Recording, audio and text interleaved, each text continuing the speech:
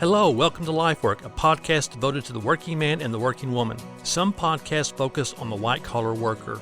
Few, if any, are truly devoted to the blue-collar worker. Lifework is a podcast committed to helping all hard-working people, a podcast for the dirty-collar worker. Lifework focuses on matters of faith and vocation. We want to equip our listeners to live out their faith in the places where they work. My name is Stan Norman, and my co-host is Rhyne Putman. Thank you for joining us. Let's jump into today's podcast. If God were a worker, would he be a blue-collar worker or a white-collar worker? Yes. In fact, I think both are found in Genesis 1 and 2. Oh, do you now? I do. Somewhat, depending on how you define what white-collar work is and how you define what blue-collar work is. But I do think there is evidence of both being valued.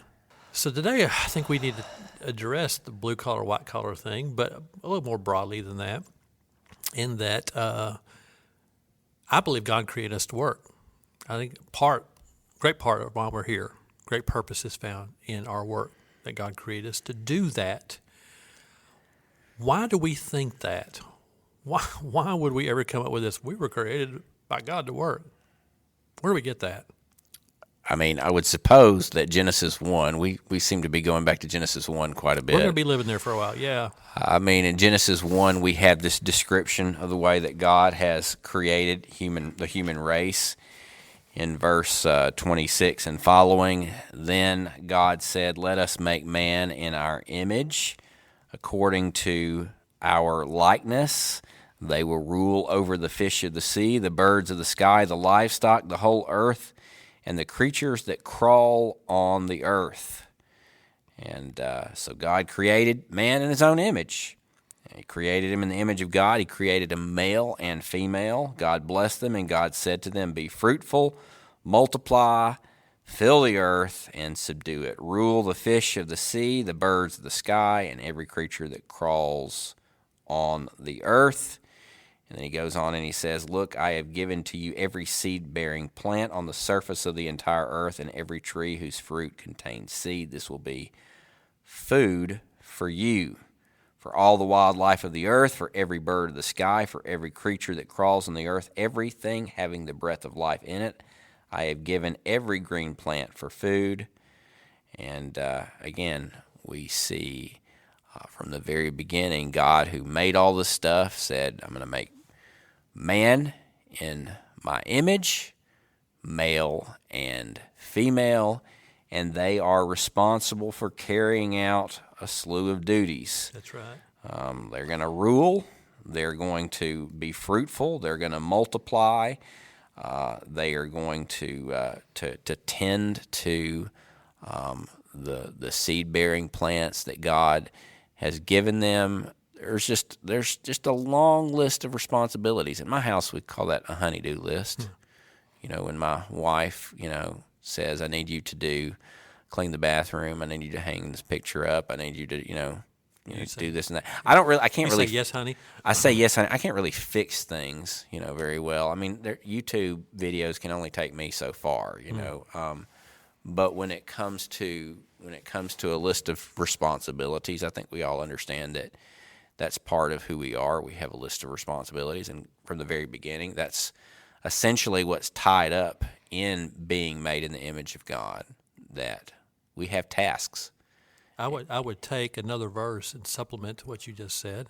In Genesis 2, verse 15, the Lord God took the man and placed him in the Garden of Eden to work it and watch over it. Right. Working and watching. Getting into issues of work as stewardship. So I have kind of divided up the categories of work, maybe in 5 very broad categories: dominion, relationships, fruitfulness, growth, provision, limits. We won't get into all of those, but I do want to get into some of those. And let's talk about this thing of having dominion. Recognizing that in our culture, and even in some sections of evangelicalism, conservative Christianity, there are a lot of people that have problem with this idea that God created us in His image to have dominion. So why are they hung up on that? Why do they have pushback on that? And then in recognition of maybe some of their concerns that may be illegitimate, some that may be legitimate, what does this mean to have dominion as work? Yeah, I think some of the pushback you get from dominion is probably related to geopolitical concerns. Like there are some people who would be concerned that if you use that language and you take that language too seriously, that you would always be vying for power and trying to have control over things. Sure. In fact, I remember years ago, having a conversation with an atheist who said that any Christian who tries to wield influence in the political sphere is a dominionist. I mean, that was the language that was used in kind of a derogatory way toward Christians. And then I think probably there's other ways that dominion could be misused as a term or a concept. I mean, like, if you don't think about creation and man's responsibility over creation as stewardship, you might think about creation probably as something that you have to control or that belongs to you. That's right. And so I mean I think we begin by sort of interpreting it as ownership. Yeah, ownership. Talking about dominion and just sort of rejecting those categories. Like that it means control, that it means ownership, and also rather means exploitation. And exploitation of all the things that are in creation. I think it's probably just more beneficial for us to think about dominion and connect that to stewardship. That God has given us as the pinnacle of creation. We are God's greatest creation. So where in this do we see dominion happening? What do Adam and Eve do? I mean, they that sort of reflects this having dominion. I think it's their rule over creatures is one way that is expressed. Adam naming, right? Yeah, Adam certainly. I mean, Adam gets to name, and that's the human prerogative that we are linguistic animals. In fact, Augustine, rightly or wrongly, considered. I'm paraphrasing. He considered Adam the greatest intellect that ever lived, and his rationale for that was his creativity and vocabulary he must have had to name all the animals.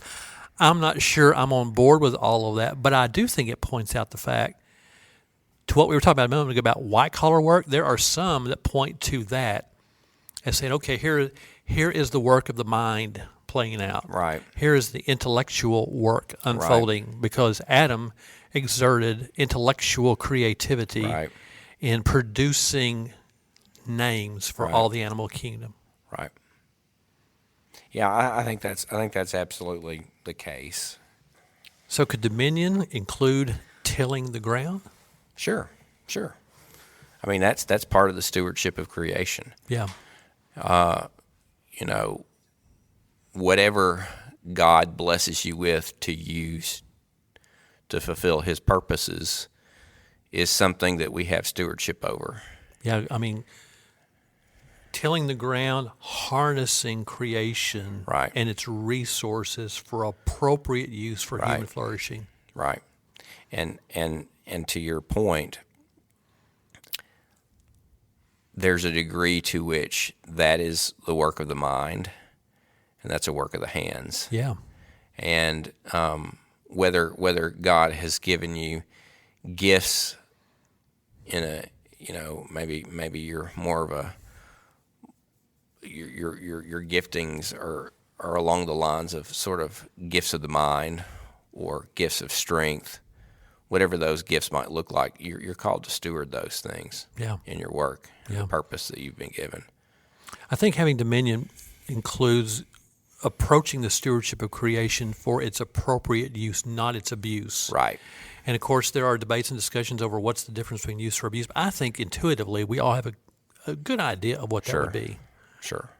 I mean, you can exploit creation in ways that are not beneficial to anyone, and I feel like that's a lot of the sort of conversations that we have about, is it excessive to bulldoze the rainforest to,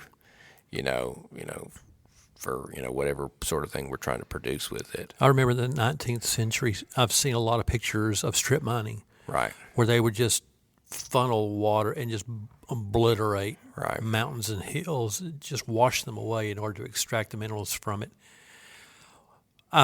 Was there another way to get those minerals? I don't know. Was that appropriate? Is that a good stewardship to just completely obliterate large parts of Earth in order to extract minerals? I have a lot of questions about. Sure. Is that a use, or is it more probably abuse? I mean, we have this issue right now, I think, in the conversation around EV technology. I mean, with we're really trying to create clean energy vehicles, and that's what electric vehicles, allegedly are. They're zero emission vehicles, but I mean, they don't seem to be renewable. They're not using renewable energy to achieve that end. That's right. And the amount of energy they're using to create that. Right.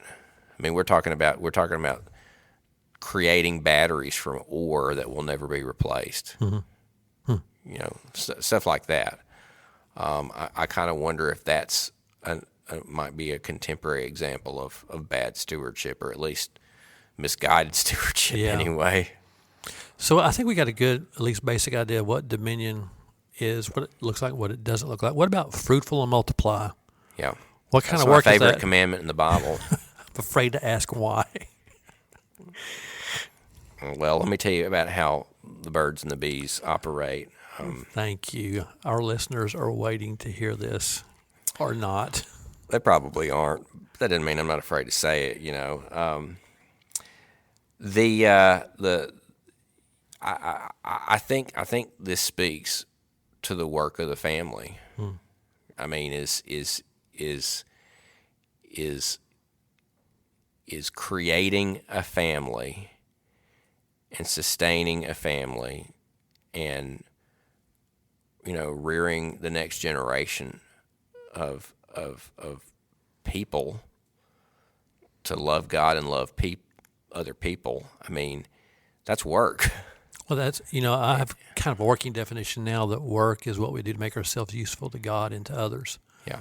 How we love God and love others. Right. And I mean, even if you are not paid for something, which, I'm not paid to be a dad. My wife is not paid to be a mom.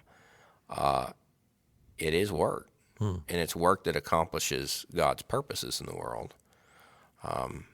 Hopefully, if they're, you want to say that the children that you raise are helping to achieve those purposes in the world. But I mean, I think the command to be fruitful and to multiply is really, I call it the first Great Commission.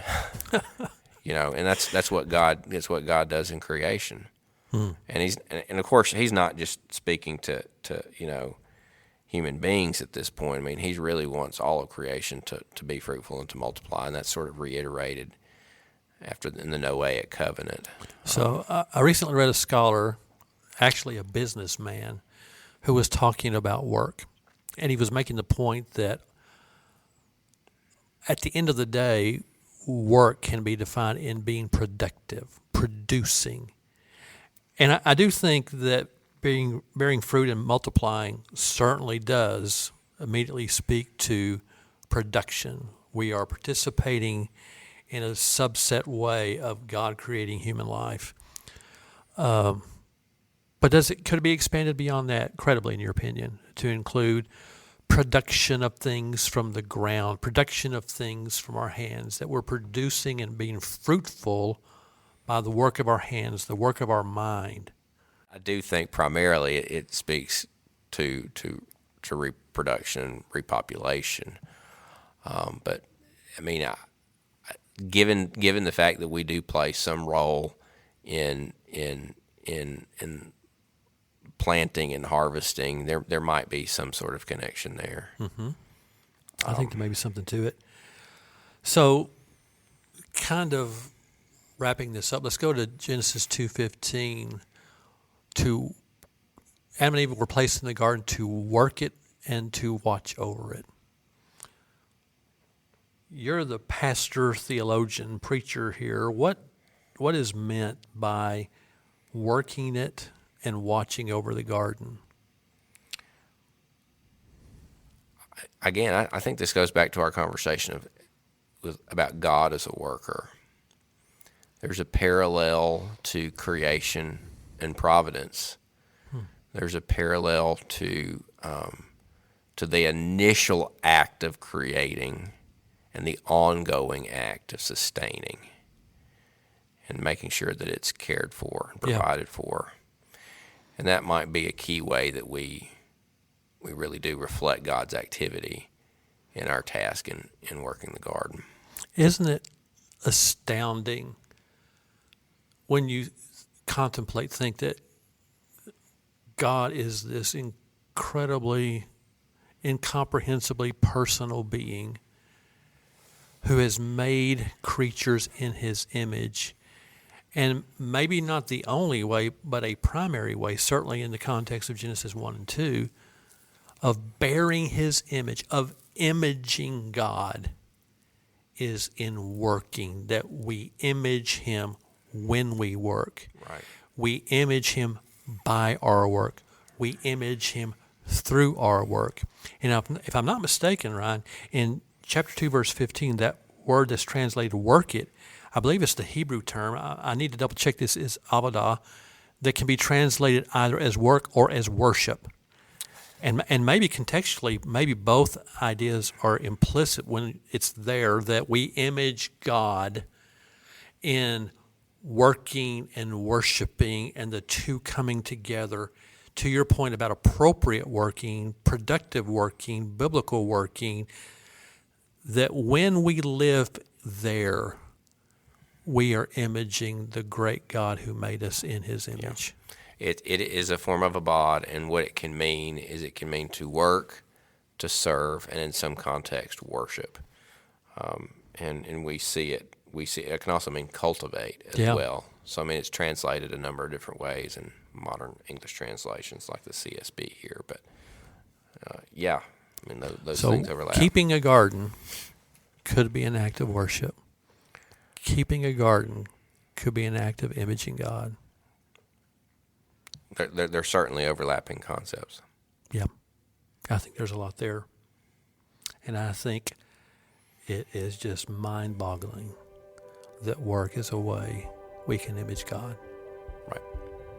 If you're struggling with your calling or career, or what you've been hearing on this podcast resonates with you, please reach out to us through the form that's on the website. We'd love to help. If we can't assist you directly, we'd like to point you in the right direction. Please follow Williams Baptist University on Facebook, Instagram, and X for podcast updates. You can also visit williamsbu.edu/Lifework Podcast to contribute to our conversation and find additional platforms to listen. If you'd prefer to watch this episode, you can find out how on our webpage at williamsbu.edu/Lifework Podcast. Thanks again for listening.